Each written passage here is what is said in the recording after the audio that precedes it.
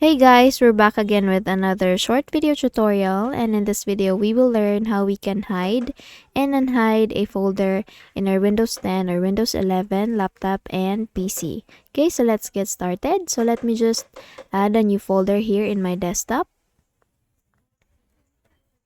Okay, and I'll name this with hide me.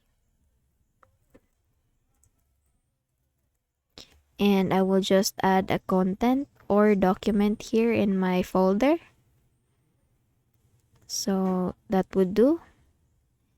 And let me just exit this one. Okay, so if you want to hide this folder, all you need to do is just make a right click on it and go to properties options, and under general tab, please make sure that in the attribute section you check this hidden button here, and then once checked, please click on apply and then click on OK and then click on OK, and you will see that our folder is hidden, and you don't want or you don't have to download any third-party applications just to do that.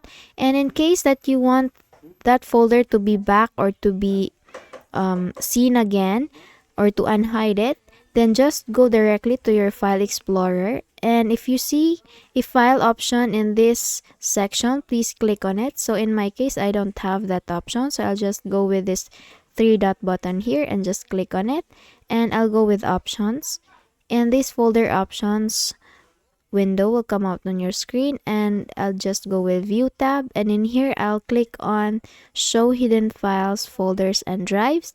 Once chosen, please click on apply and then click on OK. Now let me exit this window, and you will see that my folder that once hidden was now unhidden. So you can see it, and we can also view the documents that is in this folder.